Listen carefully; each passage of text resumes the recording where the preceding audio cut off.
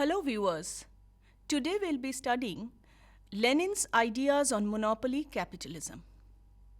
Vladimir Lenin is considered to be the founder of the Russian Communist Party, the inspirer and leader of the Bolshevik Revolution of 1917, and he is also known as the architect, builder, and the first head of the Soviet state.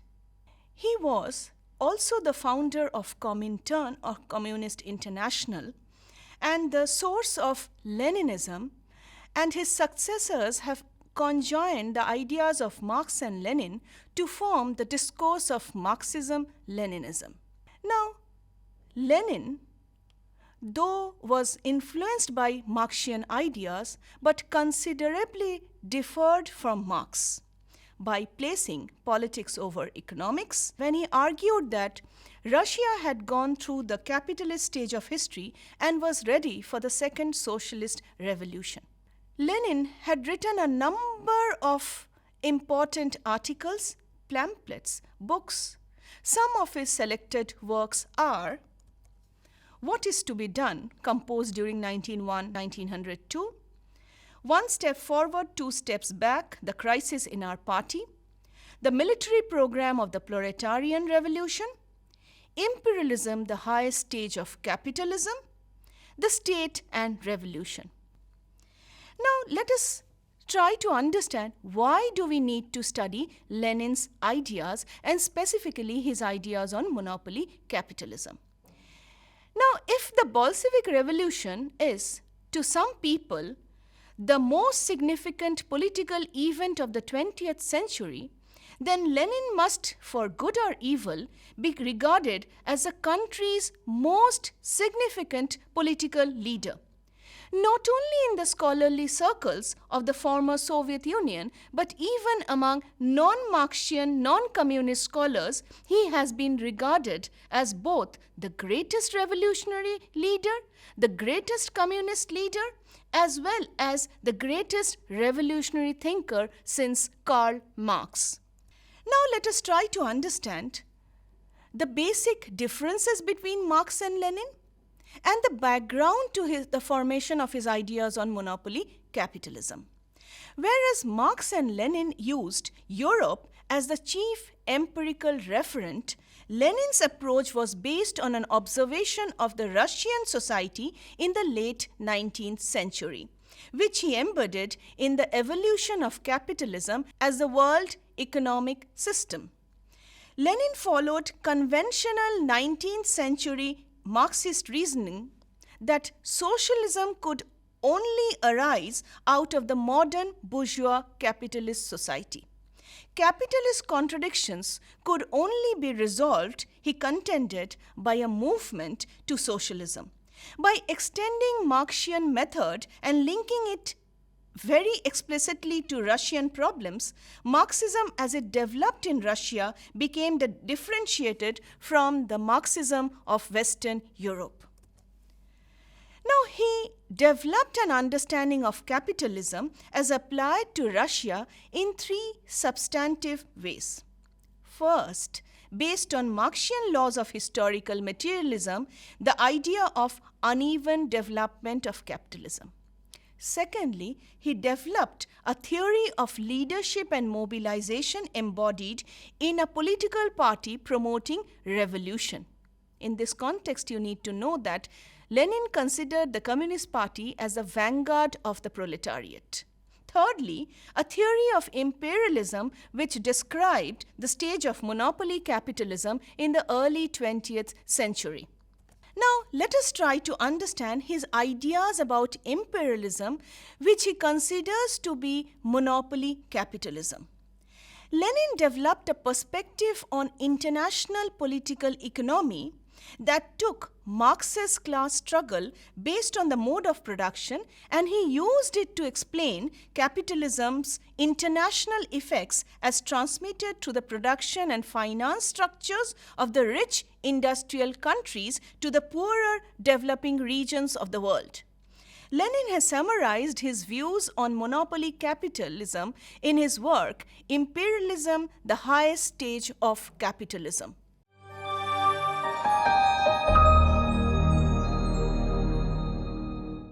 Now let us try to understand the basic differences between Marx and Lenin on capitalism. Marx said that capitalism, driven by its three laws, would come to a revolutionary crisis and suffer internal class contradictions, paving the way for the transition to socialism. Lenin observed that capitalist nations had avoided this crisis by expanding the pool of workers they exploited. Capitalism, Lenin argued, has escaped the three laws of motion through overseas imperialism. The acquisition of colonies has enabled colonial exploitation, capitalist economies to dispose of their unconsumed goods. So these colonial countries became a source for the exploitation of the capitalists as well as the disposition of capitalist resources. Now, what happened was that the acquisition of colonies has enabled the capitalist economies, according to Lenin, to dispose of their unconsumed goods to acquire cheap resources as well as vent their surplus capital. In short, Lenin added to Marx what Robert Gilpin has called a fourth law of capitalism, which he might call the law of capitalism imperialism or capitalist imperialism. As capitalist economies mature, as capital accumulates, and as the profit rates fall, the capitalist economies are compelled to seize colonies and create dependencies to serve as markets, investment outlets, and as a source of food and raw materials. In competition to one another, they divide up the colonial world in accordance with their relative strengths. Now, what is the relationship between imperialism and capitalism? To Lenin, imperialism is another portion of the capitalist stage of history that the world must endure on the road to communism. According to Lenin, monopoly is the transition from capitalism to a higher system. Capitalism has evolved through a number of historical concrete stages. In the early 20th century, capitalism evolved from the stage of free competition to the stage of private monopoly, which Lenin describes as the stage of imperialism. In the epoch of imperialism, the law of imbalance of economic and political development took effect. For territorial redivision of the world and outward expansion, different alliances of the powers struggled fiercely, resulting in the two world wars. The first half of the 20th century, according to Lenin, witnessed wars in whole Eurasia and tides of national and democratic revolutions and communist movements also. After the Second World War, some economically backward countries embarked on the socialist path, one after another, forming a confrontation between two camps of capitalism and socialism in the world. Although Marx and Engels described in the manifesto of the Communist Party that capitalism would inevitably be replaced by socialism, and that also happened in a number of countries. But we should know that the whole system of capitalism and imperialism, moribund but not dead for a long time, especially from the 1980s to the early 1990s, has developed into a new stage, what we can say the stage of neo-imperialism, after experiencing neoliberal reconstruction and post-Cold War imperialism. Now let us try to understand, based on this background, Lenin's specific ideas on monopoly capitalism. In Imperialism, the highest stage of capitalism, Lenin presented the definition and features of imperialism, and he writes, "If it were necessary to give the briefest possible definition of imperialism, we should have to say that imperialism is the monopoly stage of capitalism and it exhibits 5 specific characteristics." What are they? Firstly, concentration of production and capital has developed in such a high stage that it has created monopolies which play a decisive role in economic life. The second feature of monopoly capitalism is the merging of bank capital with industrial capital and the creation on the basis of financial capital and of financial oligarchy. The export of capital, as distinguished from the export of commodities, has acquired exceptional importance. Fourthly, the formation of international monopolist capitalist associations which shared the world amongst themselves. And finally, the territorial division of the whole world among the biggest capitalist powers have been completed. Imperialism is capitalism at that stage of development, and Lenin says that when the dominance of monopolies and finance capital is established, secondly, in which the export of capital has acquired pronounced importance, in which the division of the world among international trusts has begun, and finally, in which division of all territories of the globe among the biggest powers have been achieved.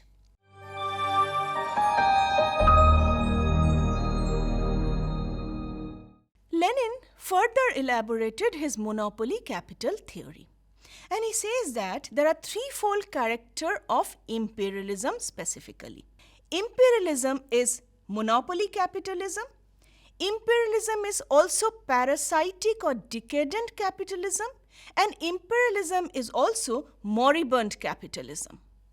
An analysis of the Lenin's theory of imperialism and in combination with the new changes of contemporary capitalism, we can come to the conclusion that new imperialism is the special historically developed stage of monopoly capitalism under the condition of contemporary economic globalization and financialization. Based on the capital principles and monopoly thoughts of Marx and Engels, Lenin used detailed statistical data to discuss monopolistic firms. Lenin believed that finance capital is the highest stage of monopoly capital.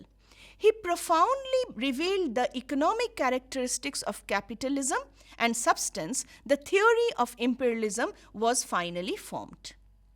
In his work, Imperialism, the Highest Stage of Capitalism, Lenin combines several capitalist countries to analyze and expound 5 major economic characteristics of imperialism. Firstly, he says that it will form a monopoly when production and capital concentrates to a certain extent. Monopoly organizations play a decisive role in the economic life of countries. Secondly, according to actual economic data of Germany, United Kingdom, Lenin proved the thought of Marx about free competition produced production concentration, and when the concentration developed to a certain stage, it naturally went to monopoly. Because production is socialized and capital is still private, the basic contradiction of capitalism is the inevitable condition of the formation of monopoly, and monopoly can only solve this problem but also deepen it to a certain extent. He also begins with the fact that the process in which banks become intermediaries, for intermediaries is the process of integration of bank capital and industrial capital and the merger into finance capital, and it gradually gives rise to financial oligarchies, which also marks the entry of capitalism to a higher stage. The concentration of production, the monopoly that grows from concentration, the convergence and long-term integration of banks and industries is the history of financial capital generation, and this is the core concept of his imperialism. It can be said that finance capital has created an era of monopoly organizations, and these organizations that manipulate huge capital almost inevitably penetrate in all aspects of social life, including politics, culture, and other aspects. Thirdly, capital output has become the basis of imperialist exploitation of other countries and nations. How does this happen? For old capitalism, in which free competition dominates completely, the commodity output is typical. For the latest capitalism dominated by monopoly, the capital output is typical according to Lenin. Lenin believes that this premise of capital output is the imbalance of political and economic development in certain countries of the world. Since a few developed capitalist countries have few opportunities for profitability in the countries, so capitalists have to export their capital to relatively backward countries and nations to obtain greater profit margins. But in the long run, they have not only deepened the oppression and crushed the imperialist countries against the other countries, but also affected the domestic development of the capital exporting countries to a great extent. Fourthly, capitalist alliances divide the world. Lenin believes that the capitalist monopoly alliances divide domestic market and the fundamental characteristic of capitalism to pursue profits. When the domestic market cannot satisfy the capitalist desires, the monopolist alliance will naturally turn to the world stage, reach a world agreement, and establish an international cartel. Concentrate production and capital around the world, and this will lead to super monopoly. So when domestic markets are exhausted, capitalists now look forward to other countries to dump their under-consumed products. The latest capitalist era shows that capitalist alliances has formed a certain relationship on the basis of economically dividing the world among themselves. Various political alliances and countries have formed a certain relationship on the basis of dividing the world from the territories, competing for colonies and vying for economic territory. Now, imperialism finally has finished dividing the entire world. The finish word does not mean here that it will not change anymore. Finish does not mean completed here. Lenin specifically pointed out that the imperialist colonial policies has occupied every land on the earth. But this only, the world has been divided for the first time and may be redivided in future. This is not completion of division of the world. Lenin believes that the formation of finance capital is closely related to the struggle to divide the world. The former is the decisive force that exists in all economic relations and international relations that we can see around us. It can even dominate some completely independent economies and their politics. Lenin considers imperialism to be decadent capitalism and moribund capitalism. Now, he gives certain reasons why capitalism is decaying. Firstly, Lenin observes that in the scope of stipulating the monopoly price, technological progress, the motivation progress has disappeared to some extent. Secondly, he also observes that it is economically possible to artificially hinder technological progress. Therefore, the monopolistic nature of the imperialist stage magnifies the inertia of the capitalist to a certain extent, making them tired of technological innovations, hindering technological progress, and thereby reducing economic benefits. Secondly, as a large amount of money capital is accumulated in the richer class, they do not have to participate in business or labor and completely separate themselves from production. They only need to rely on cutting the coupons and exploiting other countries for a living. If the forces of imperialism do not encounter resistance, it will lead to decay and extinction due to its parasitic nature. So, he says that capitalism is decaying because of the lack of inertia and the lack of technological innovations among the capitalists.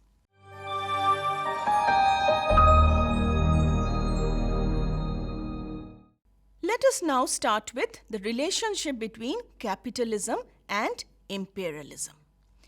Lenin observes that the critical element of fueling imperialism was the decline of national economic competition and the growth of monopolies.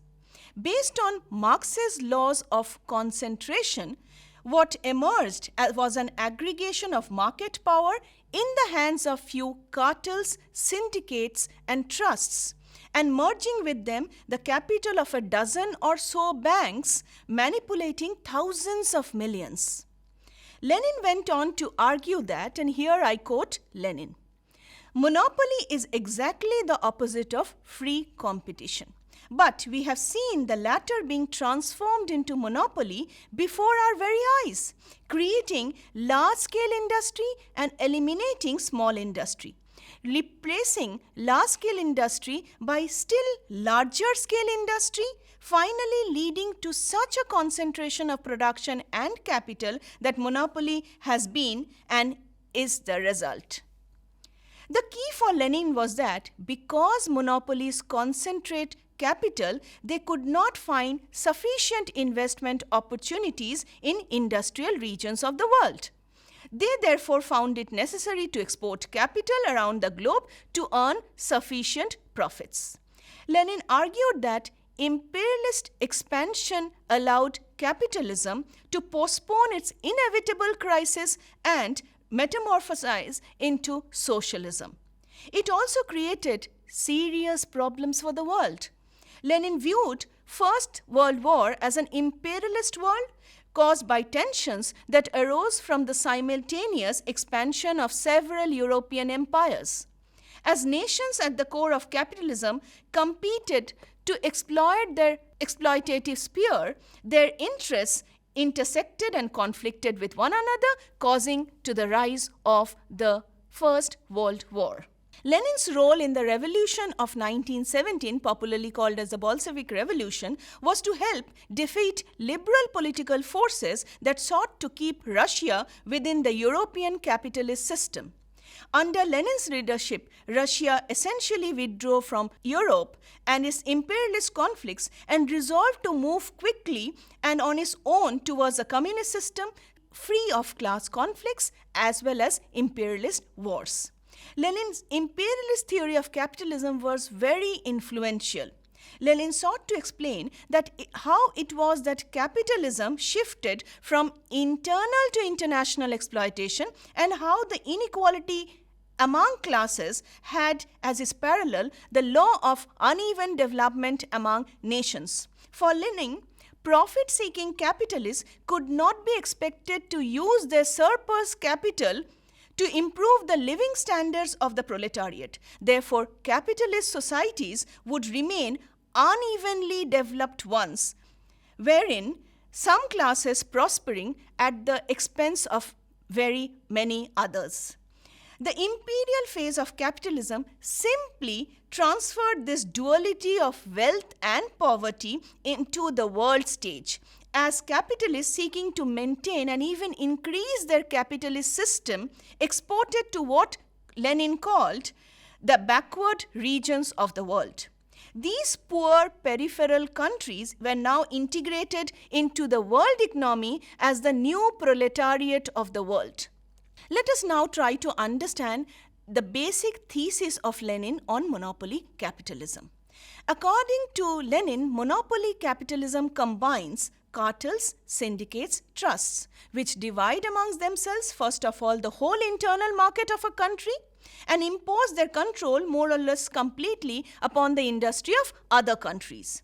But under capitalism, the home market is inevitably bound up with the foreign market. Capitalism created a world market. But how does it really work on the world stage? The uneven development of society within a nation took place on the international scale. Cutthroat competition among poorer nations made them easy targets for monopolies in the production structure of the capitalist system.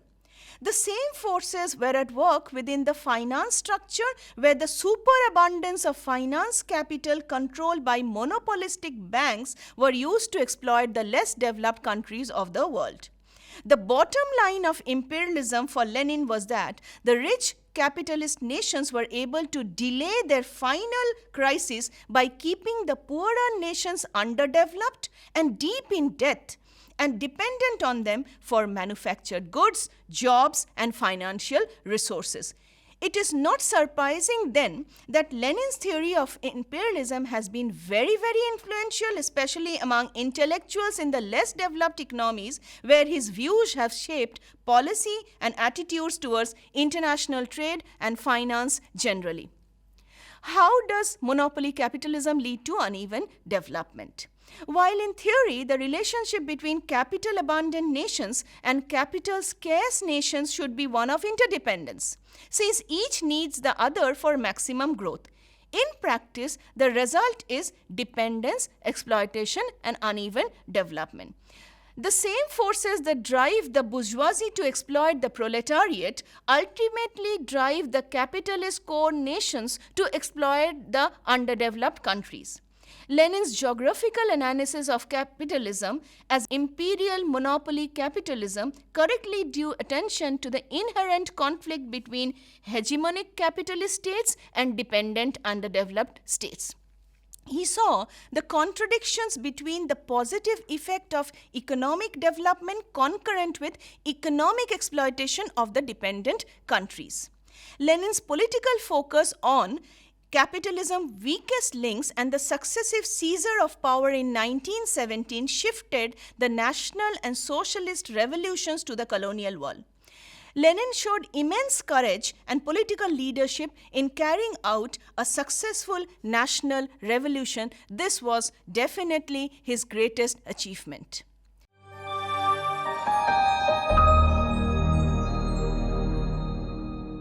What can we conclude from the foregoing discussion? He was mistaken to believe that imperialism would break world capitalism.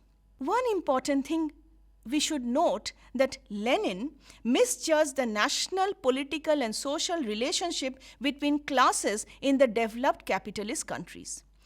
On 20th October 1920, in a report to the Central Committee of the 9th All-Russian Conference of the Communist Party, he reiterated his belief that in Germany and England, we have created a new zone of the proletarian revolution against worldwide imperialism. Despite significant demonstration and strike activity that a working class rebellion would take place then in England was grossly mistaken. Imperial capitalism could be likened not to a continuous chain but to a large, free cutting off new, thin, and old decayed branches, but does not kill it. Capitalism continued to expand and grow. Eventually, in the late 20th century, it overpowered the Soviet Union as well many of the East Socialist European states. We also need to understand that Lenin erred in his understanding of the working classes in the advanced capitalist countries. Despite systemic economic crisis, capitalist societies have maintained a very high level of social and political integration. Even in the early 20th century, the Western working classes remained integrated into capitalist society, and the attachment was neither broken by the suffering endured during the First World War nor by the victory of the Bolsheviks in Russia. Lenin creatively fused Marxian economic analysis of capitalism to a sociology of Russia, to a geoeconomics of capitalism, and to a politics of leadership and action. Lenin regarded the October Revolution in Russia as a success of the socialist cause. However, his approach was incomplete and he provided an erroneous analysis of the disintegration of advanced imperial capitalism. To conclude, social and political integration has remained much higher than he anticipated, and in this he is not alone. Capitalism in the West was threatened by the October Revolution, but definitely not defeated by it. What is lacking is an analysis not of the weakest links in capitalism, but of the hegemonic core. This is all about Lenin's theory on imperialism as the highest stage of capitalism. Thank you.